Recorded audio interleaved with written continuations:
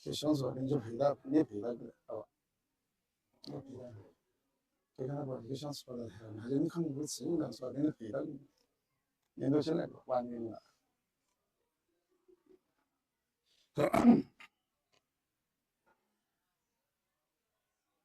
啊，大家安静了哈。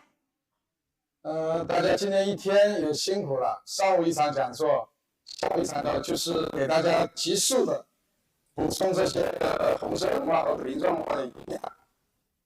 大家辛苦一下哈，保持继续认真听讲的这种状态。把第二场讲解那个咱们一起配合说好啊。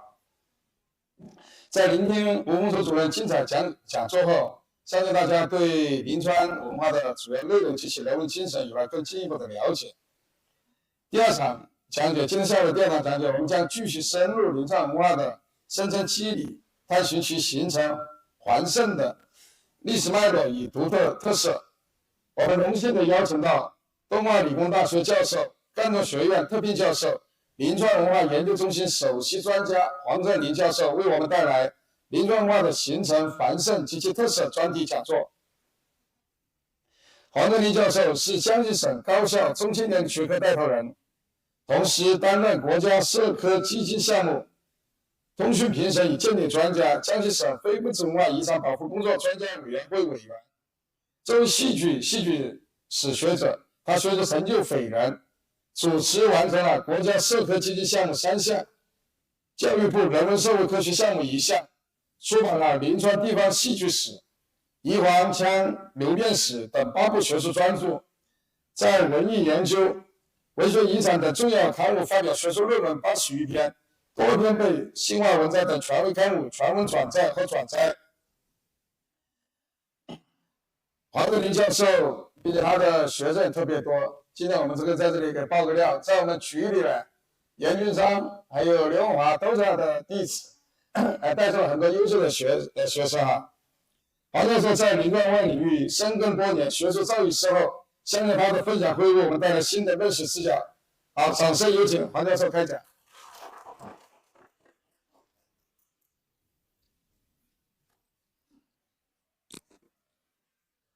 非常荣幸啊，也非常高兴有机会啊，来向各位文化人学习啊，你们是真正的文化人啊，这个在文化部门工作也非常的辛苦啊，这项事业非常有前途啊。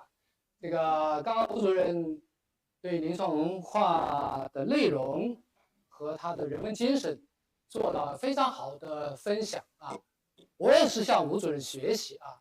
这个我也谈一点我自己的粗浅的体会啊，大家很辛苦，我想尽量快一点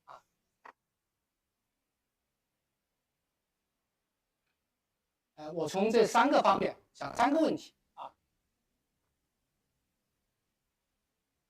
第一，我先把这张 PPT 做好了，就当时2018年的11月。那个论证会是12月21号在市政府大楼举行的啊，当然我也参加了。12月21号参加了这个抚州市申报国家历史文化名城全国专家研讨会。这个当时做了一个很好的一个申报书，我估摸是我们在座的同志参与的，主要是文化局和住建局2个局的同志做的啊，那个申报书做的很好，因为比较厚重，我今天没有带来。当时申报的理由是说名城价值特色鲜明，后面括弧里头弄了几个点啊，实际上这几个点呢，这个实际上是还可以再提炼的。然后呢，第2是历史文化遗存丰富啊，这些也找了很多资料。第3是保护这个管理啊富有成效。2022年1月，国务院正式批复，我们列为国家历史文化名城。批复指出，抚州市历史悠久，文化厚重，地域文化特色鲜明，传统格局、历史风貌和文化遗存丰富，文物古迹众多，具有重要的历史文化价值。这段批复写得很好我们做文化的人要认真研究一下这个批复因为这个中央的批复这个水平很高好，我现在是讲第一个问题，临床文化的形成和繁盛。我为什么先把这张图片弄出来呢？这是因为在《全唐文》当中，当时抚州的刺史叫韦全凤，这个人是南城人，到抚州来，后来他当了在抚州做了28年的刺史。他在《全唐文》里头有一篇文章，就是重修抚州公署记，重修抚州的市政府的这个公署记，这个地方就在这个绣花楼这个地方那么这个姓韦就危险的危有人说读音读危，像这个韦家这个姓韦在我们抚州是一个大姓，出了很多人然后呢，我先解释一个这个，先说这个为什么叫阳城，就是说在羊角山这个地方有个什么什么我就不念了，所以就叫阳城抚州古城是如水临水，2条河绕城，城内有5个峰，所以总体格局，这是我们申报书总结的，叫1河2岸，2水绕歌，5峰正城。总结得很好这是文昌桥符合把城市分为城里和城外，像是城东和城西这是42年的文昌桥这张图呢，当时是我们在座的谁做的？肯定是你们文化部门的人做的，做在申报书里头。这张图做得很好，就是我为什么要特别拎出这张图来呢？抚州城坐落在文昌桥西，文昌桥上下都是山峦，城墙依山而建。好，沿河分布有清风门、上码头、水港口、大王庙、文昌桥河对岸有太平馆码头，什么码头，这么多码头。当时我们小时候老是在上码口从那个很高的地方跳下去游泳当然现在是不鼓励小孩到府河去游泳了，对吧？当时我们那个时候夏天洗澡都是到府河去这张图片很重要是什么呢？可见当时抚州以水运为交通枢纽的它的商业的繁盛。好，崇仁理学家吴澄赞美抚州有一句诗，叫“吴邦山水秀，雄异贯江右”。江右指江西当然也不能严格的这么说指江，因为这里这个关于江右的概念跟江左的概念，因为不是我们要研究的范围我们就不说，但起码是指我们江西，因为江西文化现在也叫。我们有人也称江右文化。那么他赞美我们一般是选这2句，吴邦山水秀，雄异贯江右，还有就是汤显祖的那句叫什么5个字？远涉入江浮，烟波古平川。我们一般都选这2句来概括抚州的这个风貌。那么临川南城建昌郡郡县的建制到目前到今天为止已经有2200多年。唐朝末年以来，我界定这个时间，江西曾经是北方先进文化南下传播的必经之地。抚俄两岸的陆路，一是通过三关去福建，一是通过韶关去广东，是中原进入闽粤的重要通道。这个很重要。就一个水路这么多，在一个陆路，你看，陆闽的第一关、三关，它就是抚州、黎川、光泽、邵武。路越有2条路到广东去，一个是梅里关，那就是这个你看，抚州、广昌、名都、于都、赣州、韶关、路越。一般我们这个抚州人家在广州工作，有时候开车回来，一般都会走这条路。再一个呢，就是抚州、广昌、石城、瑞金、梅州、路越。梅州是客家的聚集地，这里很重要。客家人从中原到客家到广东去，大部分客家人经过了抚州。好，大运河开通之后，运河长江、赣江、北江、珠江成为国内主要的南北通道。这条水道全长3000公里，在江西境内占1/4。宋代开始，江西的发展就从这条黄金水运通道获益良多。一个是江西所产的粮食、茶叶、瓷器、纸张、布匹、木材、钱币运往各地，另一方面呢是外地的货物进入江西。那么府河直通赣江，区位优势极其显著，再加上我们抚州区域的520多条河流纵横交错，对吧？在农业社会，交通这么发达，那是很多地方都很少见，这样也促进了抚州的发展。我对抚州文化我是这么定义的哈，就是孕育先秦，生成于秦晋，成型于隋唐，崛起于两宋，延展于蒙元，再兴于明清，绵延于近现代。我是这么归纳。那么历史源远流长，文化底蕴深厚，古迹遗存荟萃，内涵博大精深，诞生了这么我这是按照吴主任举的晏殊、王安石哎呀，这个曾巩前面那个字忘了删掉，陆九渊、汤显祖等名儒巨公。那么一般我们的写这个临床文化史这5个人都必须列专章就你看我们这个30年前写的这个临床文化史，我们当时就考虑到我当时是这个抚州师专罗传奇老师作为主编的，当时我30几岁，我参与了这个写作。当时罗老师很有眼光的，他这个晏殊王安石曾巩陆九渊、汤显祖，他都列了专章。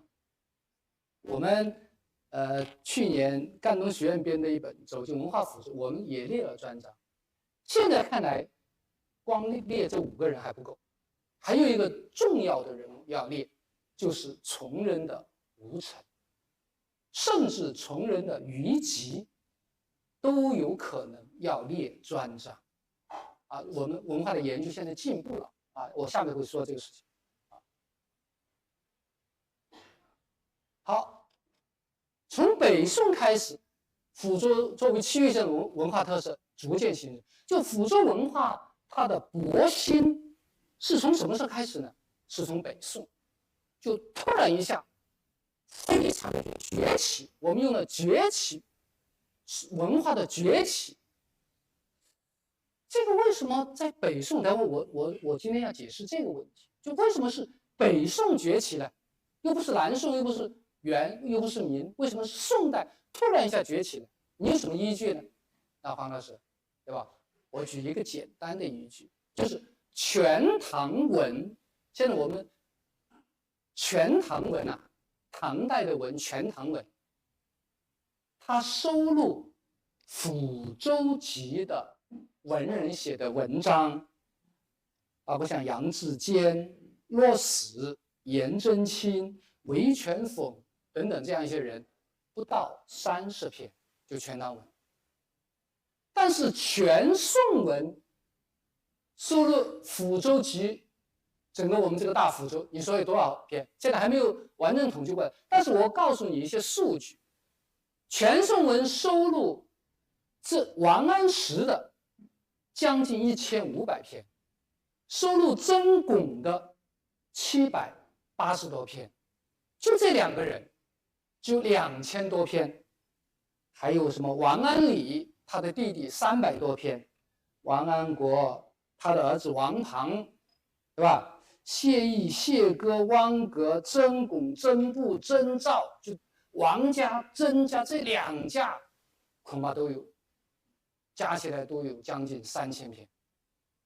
你看看这个是什么概念？就是全宋文是全唐文的100多倍，就收录抚州的学者的这个文章。好，然后呢，诞生了这么多人啊，而且这些人呢，都是叱咤风云、开宗立派，都是属于开宗立派的人，就是太了不起了啊，太了不起了，都是引领潮流的人啊，还有这么多，我列的这些啊，有这个副宰相、宰相啊，这个状元、文学家、医学家、经学家、理学家，对吧？军事家啊，医学家啊等等。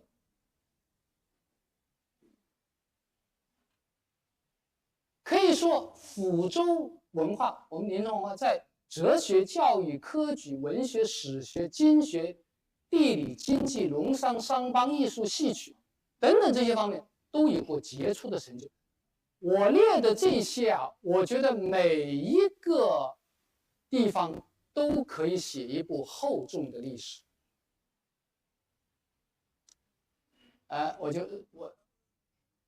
朱洪省长啊，他这么说，他的江西文化，我们称赣文化，或者叫江右文化，或者说这个赣婆文化啊，因为这个称呼不一样，这个在全省没有统一啊。全省南昌大学的人喜欢称赣文化，像师大的老校长傅秀妍他就称赣婆文化，是吧？也有称江右文化。他说我们江西文化最突出的，朱洪省长说的哈，他的是陶瓷文化、书院文化、红色文化、材质文化、山水文化。那么这个书院文化、红色文化、材质文化，那跟我们抚州是有关系的啊。这个省长这么概括的准不准确，那另外一回事哈。也有人总结江西十大文化符号，书，我不念书，后面的字我不念，书、瓷、茶、药、道、纸、矿、术、教、商。我总结，我个人认为啊，因为我们讨论过好多次，特别是这个政协有一次开个蛮大的会，专门讨论这抚州文化的要素。我归纳这10个要素最重要，成就最高。第一是书院文化，啊，吴主任已经说了，我不再啰嗦。第二是才子文化，有人叫名人文化，啊，我们也叫名人文化。第三，心学或者说理学文化。第四，文学成就。第五，戏曲文化。这个我解释一下，我有2句话来说，对吧？戏曲文化是我们的一张非常亮丽的名片啊！我们这么多年来啊，特别是2016年开始，这个按照总书记的指示，我们中英2国共同纪念莎士比亚和汤显祖啊。那么呢，我们这10年做了不少事，为了打这张牌，对吧？搞了7届这个戏剧节啊。最近韦明局长做了一篇很好的文章，就是总结这10年我们戏剧节的经验啊，它运营的经验和特色。这篇文章写好是非常棒的，就是我们来总结一下我们这10年搞戏剧节，我们有哪些成功的经验，有哪些需要修改或者说改进改善的地方。有利于把我们这张汤显祖这张巨大的名片推向全国，推向世界，推向全国，推向世界。我们的汤显祖，那肯定还没有达到莎士比亚在全世界的影响那么大，这个我们还要努力，还要努力。第二个呢，我也有感慨，就是我们老说我们要建戏都，我们福州是戏都，我们是戏窝子，对吧？孟戏、采茶戏，罗舞，这个岐黄戏，确实很不容易，但是陷入我们一些工作，我老是说一件事情，就是我们到今天没有一个演员能够问鼎梅花奖，所以我在很多场合都说，我们要培养福州本土的梅花奖的播报者，因为吴兰女士她年龄过了，按她的实力是完全有能力问鼎梅花奖。梅花奖1983年开始创办，虽然是个民间的奖项，但是它在全国影响很大，到现在为止已经办了32届。那我们江西有8个人获得梅花奖，赣剧有3个，赣南采茶戏有3个，萍乡采茶戏有1个，还有其他还有2个。所以你看，你说你是戏都，你怎么一个梅花奖获得者我们还没有培养出来？所以这一块文化部门，特别是我们的领导真的这个要一个有情怀、有能力的这样一个领导来持之以恒的来抓这个事情，培养10个、20个、30个吴兰这样优秀的这个表演艺术家，那我们才是真正的戏都，对不对？医药文化这个不要说，现在也中医药高专这个中医药学校已经很好的虚讲医学，对吧？商办文化这样很值得研究，但是呢，这块苦于材料很少，因为这个中国的这个制府制、县制这些东西，它很少记载商帮，因为这个我们是重农抑商的社会，所以这个材料比较难找。但是呢，这一块非常值得研究，非常值得研究宗教文化、村落文化这个已经有很多成果了。非遗文化我也要说一下。我们就是在座的同志们，你们是文物非遗保护中心做的还是哪里做的？说我们有170余项非遗项目，对吧？国家级有7项：南丰锣、洛安锣、广东孟戏、岐黄戏、采茶戏、岐黄的河杠舞、黎川的舞白狮，对吧？现在我们还有14项还是15项省级的非遗。我们这些省级的非遗应该要努力的报国家级的非遗，市级的非遗要尽快要争取上省级的非遗，上省级的非遗。这个我们京西，我看今天京西的同志们现在在千方百计想把这个手摇诗对吧，弄到国家级非遗在做这个工作，因为很不错，很有特色有2个人表演的，1个人表演的，对吧？但是我们信息相对闭塞，京西的同志都不知道黎川舞白狮已经是国家级非遗了，对吧？还有我们这个8个国家级的非遗传承人，这都是我们的宝贵的文化财富好，那么我再解释一下，现在我们研究这个临床文化，也有很多，特别是领导就问他说，这个抚州文化，临川文化能不能就称为抚州文化呢？不就称抚州文化，大家都能接受，这不多好啊，对吧？隋代就有抚州这个称谓，对吧？到现在也是1500-1600年了，那为什么还称临川文化？为什么不称抚州文化呢？实际上是还是要称临川文化。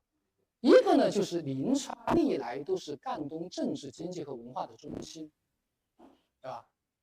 王羲之、谢灵运、颜真卿分别于东晋、南朝、唐朝任职抚州，提高了临川在全国的声誉。特别是王勃《滕王阁诗序》里头“夜水诸华，光照临川之笔”这一句话影响太大了。所以这个临川这两个概念，这个词我们不能丢掉。现在也有人写文章，临川才子这个称呼是从什么时候开始？有很多人花了很多功夫到文献里头去找，实际上很难找到。最后有个人说，他在明代、晚明甚至清代的文献里头，他找到一句话：临川才子。他说。临川才子的称谓实际上很晚，实际上这个不对。临川才子就是跟光照临川之笔有关系。这个临川之笔指谁？就是指谢灵运啊，指谢灵运。为什么指谢灵运？谢灵运为什么称为才子呢？谢灵运说了一句话，他说：“天下才共一担。”啊，天下才共一担，一担等于10斗。天下才共一担，子建，曹子建，曹操的第2个儿子，啊，第一个儿子曹丕，第2个儿子曹植，是一个诗人。他说曹植字子建，子建独占8斗。子建一担，天下才共一担。子建就曹植，他就占了8斗。他说：“我占1斗，天下其他人共1斗。”那你看他这么分配天下的才，曹子建那不是我们这里人，他占这1斗，所以称他为临川才子，是吧？天下其他人才共1斗。临川才子应该源于这个地方啊。正因为这个临川它的地位，所以我们呢，临川为中心的语系我们称临川音系，啊，戏曲史呢叫临川派，这是第2，我们要用临川，对吧？第3呢，文化名人都称临川。啊，晏殊晏临川，王安石王临川，汤显祖汤临川，对吧？王临川文集，汤临川文集，啊，元代理学家吴澄，崇仁人，元朝追封他为临川郡公，不是封他为崇仁郡公。等下我把史料展示出来，对吧？他发表著作的时候，他就称临川吴澄，按理说他应该称崇仁吴澄。因为他封临川郡公。当然，这个古人喜欢把自己的家乡，他敬重自己的家乡，我是家乡人，对吧？欧阳修这一生他是庐陵人，吉安人，他这一生只回过1次吉安，但是他在写文章，他都说庐陵欧阳修啊，《醉翁亭记》。最能岂能述以文者，太守也。太守者谁？庐陵欧阳修也。你看他回过1次家乡，所以我们说庐陵文化就研究欧阳修。我是庐陵人，对吧？第4，后人整理抚州才子的文献，你看都叫临川文献15种。近代音乐学家罗昌培整理临川方言，其著作称《临川音系》，这个很值得研究啊。这是中原音系，临川音系是中原音系在南移过程中在抚州留下的遗存。北方有陆声者，但是后来周德清中原韵他把它入派三声，就没有陆声制了。实际上是，但是你看这个陆声制在我们抚州还保留的啊，如果抚州人就晓得啊，我们这个短而处，桌子之窝桌。陆派平声，但抚州话的桌子，对吧？这个稀饭粥之欧粥，福利法恰度，很快恰度啊。竹子，福利法肚子啊，非常短。这陆声是留下。为什么罗章鹏要整理临川方言呢？是当时他在北大听我们抚州人尤国恩先生读屈原的《离骚》，他带有抚州的口音，读了很多入声字。罗昌培非常感兴趣，把它记录下来，整理了这样一部书。这里这样一部书。所以你看临川县的文件，你看这一章，注意大元累寿临川郡吴文正公宣赐，这是保存在台湾国立故宫博物馆博物院的这个吴城的全集，所以我们还是称临川，对吧？这个你看。那我们现在大家也习惯了抚州日报临川文化，是吧？这符合弘扬临川文化，所以我们还是习惯称临川文化。那临川文化它的特征是什么呢？刚吴主任已经归纳，我就走得快一点。第一，就是以土地为本的农耕文化，一等人忠诚孝子两件事，读书耕田，就是耕田读书，读书耕田，要不就耕田是为了温饱，读书是为了上进，所以多读书这个我们这么过了好，这里的解释这个文化宋代临川几词人一些意，他说了一句话，说得很好：临川在江西虽小邦。然滨如水为城，而邻谷同林主峰，环列如屏上，四顾可诣。抚州好小这么一抱就抱得起来，对吧？但是昔有王右军、王羲之，东晋临川内史；谢康乐谢灵运，抚州内史；颜武公、颜真卿，唐时抚州太守。这是他的原文他是抚州的刺史，但也可以称太守。就太守是宋代对州官的称呼，叫太守。到唐代一般称刺史，到宋代实际上也恢复了叫太守。实际上太守是一种对官职的仰称，所以这里他说是太守，实际上是刺史，对吧？这样的其风俗风流儒雅，起事而上气。有燕源县晏殊、王文公之为乡人，故其党就这个地方乐读书而好文辞，皆知尊礼敬身士大夫，就是都知道尊重读书人，这是我们的风气知道尊重读书人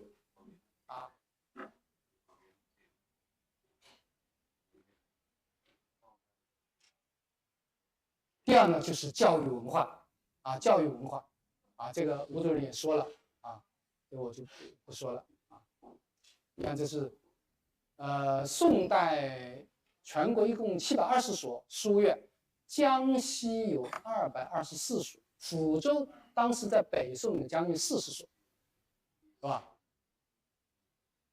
啊，我们今天的书院很了不起啊。这个文峰书院是我们广昌保存的最好啊，这是宝贝啊，对吧？广昌甘主任这个人很了不起，饶秉建虽然官不大，但是他是邀请吉水的状元罗伦来这里讲学，所以吸引了周边很多人啊，很多人。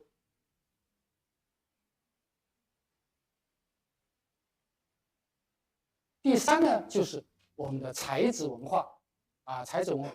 这里这个才子文化在抚州的特点是什么呢？跟其他地方不一样，就是呈家族性爆发、家族性生长这样一个趋势，对吧？你看下面第二个自然段这个 PPT， 一家有3人及以上进士及第者，临川有23家，兰城有23家，宜黄、黎川有6家。我们今天看的说宜黄，我看据这个史料，刚刚解放初的时候，宜黄的人口好像就5万人左右，对吧？肯定不到10万人，他们说就5、6万左右。刚刚解放的时候，那你说他在解放前，在宋元明，那他人口就更少了，都有就一个家族有3个人进士及第，这了不起啊！就有6家，黎川也是这样，啊，南凤5家，乐安、金溪2家，广昌1家。最令人惊叹的是，曾巩这一家，270年他出了55位进士。你看，这个文化世家，这个容量，这个文化含量，写10本书都可以，都装不下他们，对吧？如果我们南丰的同志有这个魄力，对吧？我们真是什么传奇，这个家族什么研究，你把他这些好好梳理一下，那真不得了啊！宋仁宗嘉佑2年，1057年，曾巩和弟曾牟、曾布、从弟他堂弟曾辅、妹夫王无咎、王彦生6人同时击地。这一榜一家6口，而且就在这1年，我看全国没有哪个地方能创造这样的奇迹。庐陵创造了很多奇迹啊，特别是明初的时候，就是有2年状元、榜眼、探花都是庐陵人啊，或者前7名都是庐陵人，很了不起。但是没有出现过我们这样一家6口这1年同时中举的啊，而且这1年呢，同年击地的有苏轼、苏辙兄弟、理学家张载啊、陈浩、王安石变法的骨干成员李惠卿、张顺等。这1年被称为千年科举第1榜啊。当然，主考官是欧阳修，这个很公正的啊，不是说欧阳修啊，他对感情对临川走了后门什么，那不是这样的啊。这个因为时间关系，我们不说这个事情。好，这一章很有意思。有人大问：哎，黄老师，我们有多少临川才子？进士及第24、5名左右，但秀才和举人不计其数，对吧？入选四库全书这么多，人数将近200人，但是有著作出版，但是没有入选四库全书的，你不知道，还非常多。宋元、明清40有传的辅助人，这个值得统计。我没有这么多功夫去做这个事情，对吧？凡刊刻、印刷、出版过史学、经学、文学、医学、工艺、艺术、农商等著作的有多少人？暂时没有。那我们能不能？我们文化部门联合高校，我们也做这个工作，这是临川文化研究的基础性的工作，对吧？第4，临川文化是包容，兼容包并的合作文化啊，合作文化。这些家族它都来源于北方，就是临床文化是南北文化相互碰撞产生的巨大的文化能量。没有南北交流，就没有临床文化的繁盛。那你说靠我们本土的文化，不可能有这么大的成就。你看这些人都是来自北方，在南移的过程中带来了先进的北方文化，因为中国文化是由北向南迁移的，对不对？我们不能否认这个事实。好，第二个问题，临床文化发展的历史机遇，这个观点，下面这个观点是吴主任的我原来听吴主任讲过这个概念，我认为讲得非常好。第一个就是地理位置和历史机缘，那就是它古代是进入闽粤沿海的交通要冲，历史上多次民族大迁徙，江西都容受了大量的北方移民这吴主任说的，对吧？安史之乱之后，中原人口大量迁徙长江流域，而这时江西因为长江天险阻隔战火，鄱阳湖的平原又有足够的粮食产量养育人口，因此承接了大量的北方移民，对吧？北宋每年由东南六路漕运大米600万担给河南开封、东京，江西就1/3。那我们福州，这个材料一般人没有。元代福州是南方文化的焦点，是我们过去有误区，包括我参与撰写的这一本临床文化史，30多年前，我们当时就直接说元代是临床文化的低谷时期，这个我们今天要改写这样一个概念。在宋金猛宋200余年的战争中，江西不在主战区，所以江西成为北方这个南迁的主要区域。所以这个数字，从北宋崇宁5年1106到元代至顺元年1330，将近200年，江西人口由400万增至到1400万。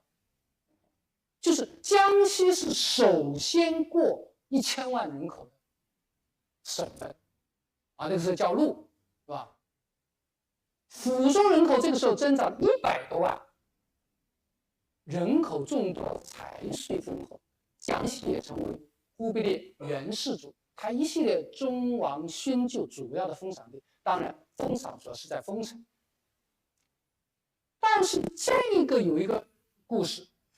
我们建昌人，我们南城人应该极其的自豪，那就是这个叫陈巨夫的这个人，他当时跟他的叔父到了北京，被朝廷扣押做人质，但是这个人呢很聪明，他得到了元世祖忽必烈的赏识，因为当时他就向皇帝提建议，他说你这个不能。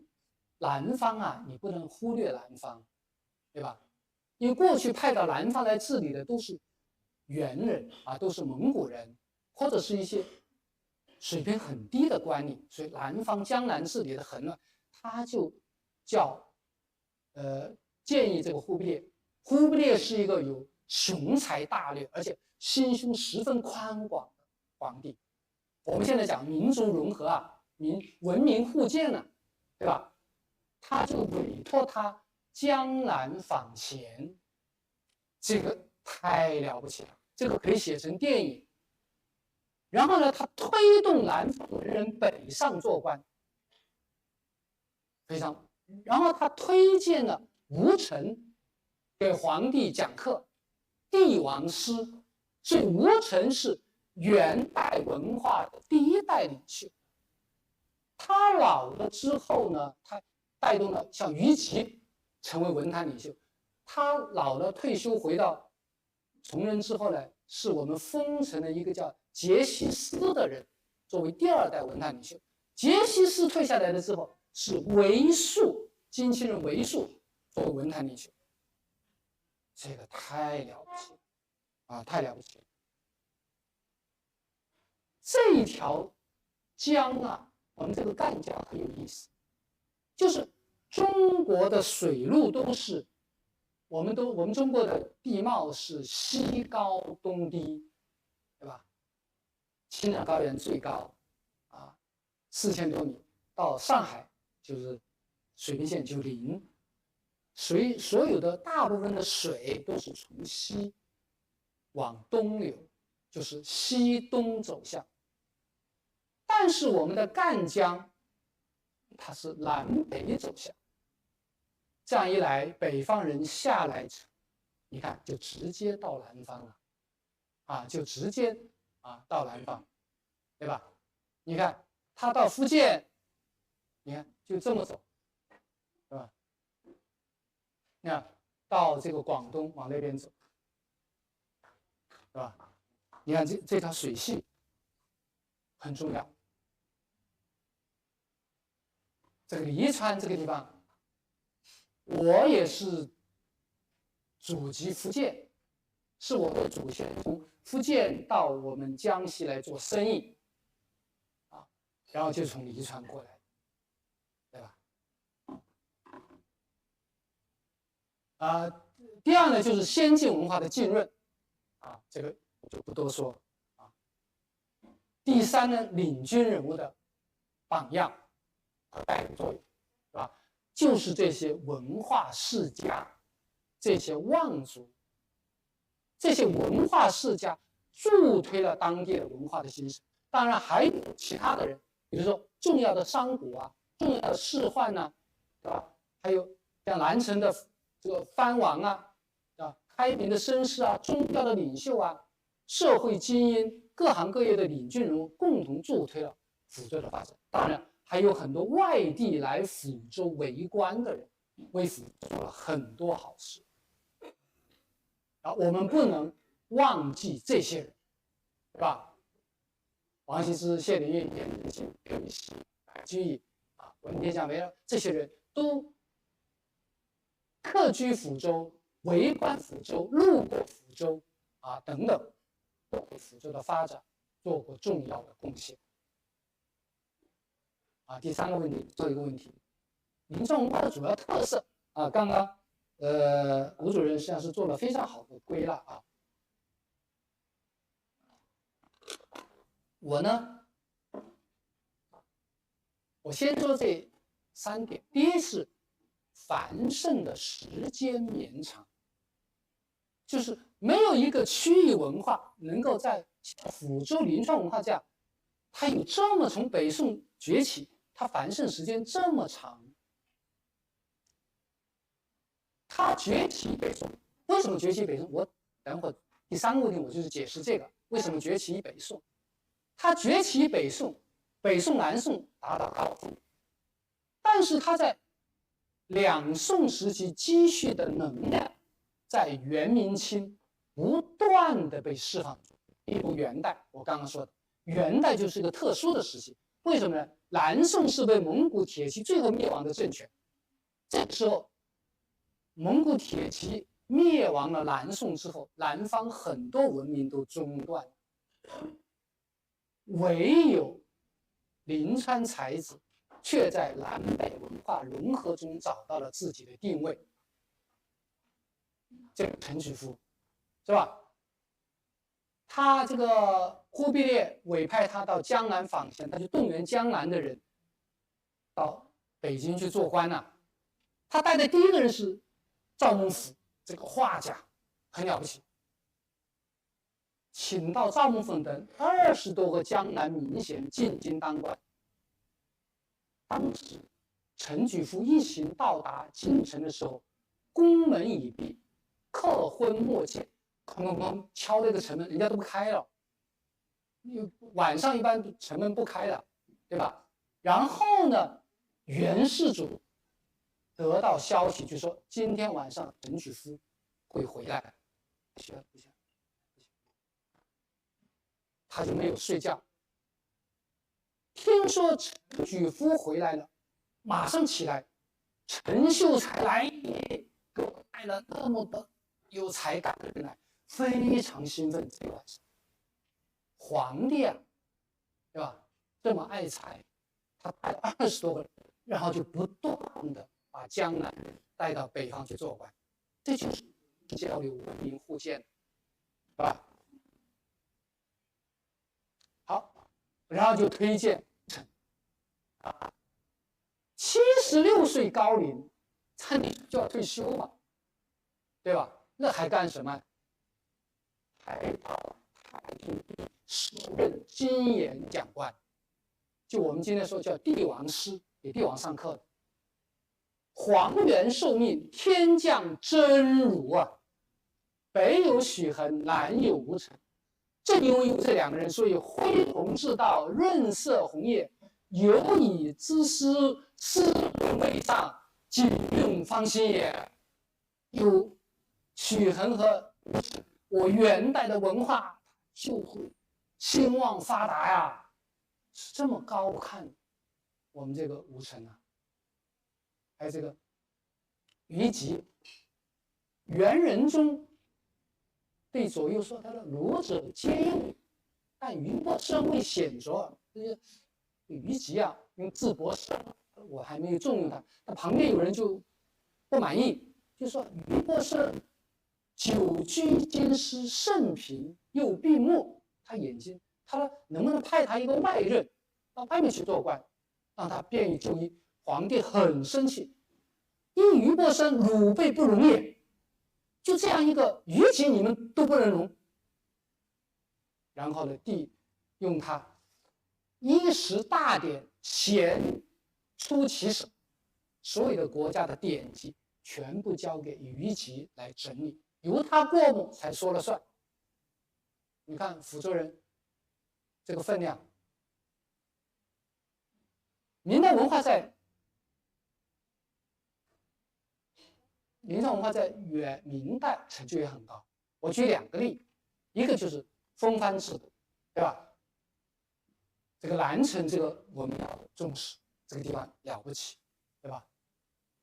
我听我们博物馆的馆长陈馆长说的，现在这个出土的这个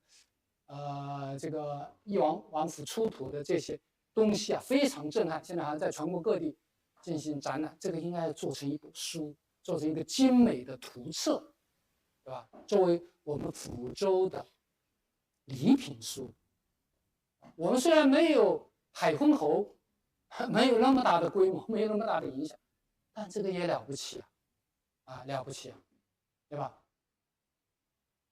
因为这个风帆风到这个江西有3个地方，一个是南昌、朱泉，一个是我们南城啊，一个是这个九江啊。我们是在将近149年对南城的社会风气，对南城的审美风尚影响很大。南城人还是了不起啊，我还很敬佩南城人的。南城人在福州做官啊，干什么，他都不在福州来买房子，对吧？都到南昌去买房子，对吧？南城人自己南城也很洋气，对吧？你看崇仁也了不起啊，这个吴与弼一生研究儒家经典，崇仁之学被视为王阳明阳明心学的先导。清代黄宗羲《明儒学案》把崇仁学案列为首案，崇仁也有人在做这个研究，啊。那到清代呢也了不起啊！我也举2个例子，一个是我们李一川，我看好像我们李一川有没有？李一川有同志吗？李一川，陈道世家，这个人了不起。陈道世居新城云路巷。我问很多李一川，我问熟悉李一川人，我说你知道云路巷在李一川哪里吗？那位同志你知道吗？云路巷在哪里？没有人知道，好多老李一川人不知道。他是居住在云路巷，后来迁到中田乡。陈道乾隆13年进士基地，江西，这是民国的江西通史有一段这样的话：清进士陈道，就是指他，自守中、守御，乾隆年间同举乡试，然后他又中了进士。他的孙子关用光，就他的孙子陈关、陈用光、陈春关、陈孙、西祖、西曾、蓝祥，就是4代乾家道，乾隆家庭道光，这嘉靖、道光这些年，1门7进士，9乡榜，7个进士，9个举人，为义之冠，称望族。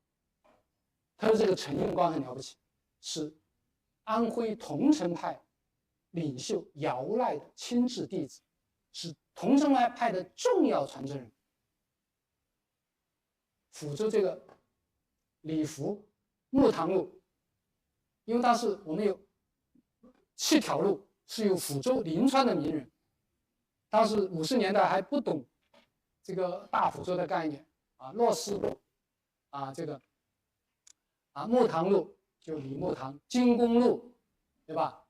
晏殊童书路啊，圣斋路，我们这个师专门口现在叫阳城路，实际上是梅安路，李梅安，要改成阳城路，是吧？这2个都有来历，是吧？这个家族也了不起，最少清代抚州的李家呀，是一个大家族，他这一系最少6个人中进士，你看这些是不是了不起啊？就是你看繁盛的时间这么长，你看这是台湾把这个陈用光的诗文集给印出来了啊。第二呢，文化底蕴特别深厚。第一是文化个性鲜明，第二是名人层出不穷，第三是文化成果丰硕厚重啊，这个我就不多说。第三呢，我重点说下这个是区域文化样板，大家注意第一句话就可以。临川文化是唐宋社会变革和转型的范例。唐向宋转型的时候，有一个重要的这个管理体制的变革，那就是唐以前的那种门阀制度，家里你是大家族，你的子子孙孙都慢慢当官，慢慢的废除了，而且以科举取士。大家说，唐不就隋代不就恢复科举吗？隋代之后恢复科举，但不像宋代这样，它完全由科举取士。你什么买官卖官啊，这些你这个祖上应得啊什么，我给你一个官，这个东西没有。一是科举制度为大量的中下层的平民子弟提供了进阶的机会。说现在你要改变自己，要这个进阶啊，现在很难了。大家都说，哎呀，现在你说要改变身份。过去我们抚州，我们各个县是吧？小镇做题家啊，一下考到清华北大，你马上翻身了。现在是越来越难，是吧？就跨越阶梯、跨越阶层，实际上是更难了，因为这个社会越来越成型成熟了，对吧？但是宋代为大量的平民子弟提供了进阶的机会，这就是转型。这样一来呢，就产生了大量的人才，啊，进士家族、文化世家随处可见。第二呢，是配合宋代从贵族政治向文官政治转变，许多士人走上了国家治理的顶层，成为国家制度改革和设计的操守。所以你看，很多临川才子是到了国家层面，对吧？为宰相的就4个，副宰相的9个，对吧？这吴主任统计的，对吧？你看，在奉献国家的同时，实现自我道德人格的完善，这就是我们临川才子在做，不管多高的官，都是清廉正直，有这个特色啊。有冰雪之超。第三呢，随着社会流动性的增强，临川处于客家向南迁徙的重要驿站，人口增长，经济繁荣，商品流通成为区域文化活力的标志。所以大型的村落多，农业、水利、手工业、建筑、商帮逐渐繁荣，陶瓷、酿酒、造纸、竹木、刻书、下布、医药成果丰硕。那这个下面我就过一下 PPT。整个宋代，你看进士家族，临川58家，这宋代哈，指宋代。刚刚前面是说整个宋元明清，宋代南城51家，庐陵37家，婺源31家，你看看得了吧？临川南城在江西省排前2位。第二，崇文宗教的上儒，这个数据很重要，也有人统计出来的。《四库全书》有2577卷之多。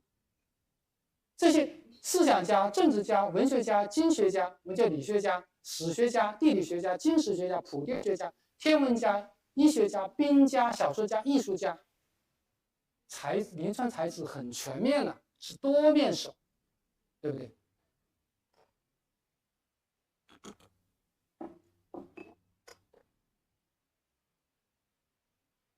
第三呢，我提济世安民的担当精神。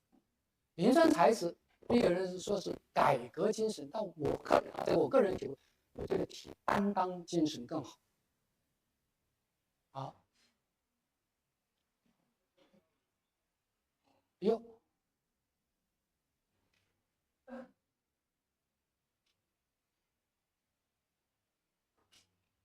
这里有个故事，神宗的祖母太皇，他问天下人都反对王安石，你为什么还要用他？神宗皇帝回答：群臣中为介父，就是王安石，他能恒身为国党事。所谓恒身党事，就是不顾身家性命为国家办事，这个了不起啊！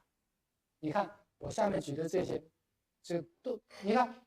湖北的荆州，他有陆剧院研究，他搞陆剧院研究，他不会比我们差呀，对吧？浙江的遂昌纪念汤显祖，他过去也不比我们差，他现在还依然打这张牌，依然惦记汤显祖。好，我再举一个人啊，我后面就走得很快。南宋一个人叫欧阳策，崇仁人，上气敢言。靖康初，靖康时，犹未雪，陈之恨。可是就那个靖康是吧？他向皇帝陈述上呈，就上书安边御敌之等用。靖康就是到底抗金是主战还是主和，一直就打嘛，对吧？他说了一句这样的话：臣所进三书，我上的这三书，触权臣者有之。可能触犯了权臣的利益，处天地者有之。天地者谁啊？皇帝啊，天听者。我可能鼓励你，触动你皇帝，或皆愿富贵之门，或一路台谏之本。因为古代是这样的，就是台谏官他才提意见，你其他人你不要乱提意见。但是他说：“臣非不知而敢抗言也。”我不是不知道这个利害关系而敢于这么抗言，我是愿以身安天下。所以我是从这个《府志》里头找的这段话，我听了非常的感动。我是要以身安天下，我不顾自己的死活，对吧？皇帝看到我们临川人崔仲想去把这个宋钦宗要回来，二帝北守，这是这个宋史里的说好听的话，实际上是被人家金人给掳去了，让他在北守，在那边狩猎。高宗就遣他去，他哭着，崔仲接受这个任务，以大义折金人，你要还我，你不能把我皇帝弄回来。今人怒喜其为穷荒之地，崔仲这个人不少屈，一点都不屈服，最后死在那里，就有点像苏武牧羊。所以这个临川，你看人读书人死节者很多啊。晏殊的曾孙战死战场，王安石的族孙金人寇入，40也在遇害。曾护，曾巩的孙子，他曾任温州通判，奉命到越州绍兴，金人县城不详，家属40余口，同日死。所以你看到这些，你感觉到临川才子他就仅仅是文雅读书吗？才子的有两面，有儒雅的一面，有豪气的一面，这是我们完整的临川才子。其他的就第4，最后一点，抚州人经世致用，务实，既有文章节义，也有经世致用。纵然若不虚否，信用第一，义字当先。讲实在啊，为人稳健，办事牢靠，抚州人值得信赖。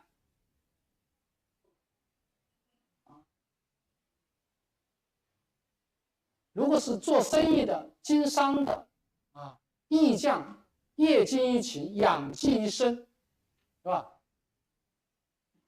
如果是当官的，你看王安石在浙江鄞县，就今年宁波知县，他花13天跑遍全县14个乡，所以他这篇文章《鄞县经游记》，这就那个时候去下乡搞调查研究了，对吧？而且我们临川才子王安石要为友人来写墓志铭，钱公不满意，认为墓志铭要跟他母亲歌功颂德，王安石坚决，不行，我不，你搞这个虚报浮夸，你把你什么家族写，那我不干这个事，我就务实。所以曾巩的史学，到61岁，皇帝还把他拎过去修史，为什么？这个人客观公正。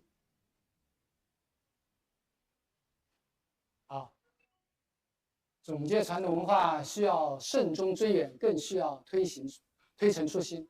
只有守正创新，才能够让我们的文化以包容、开放、奋进的姿态迎接挑战。谢谢大家。讲座如果不当，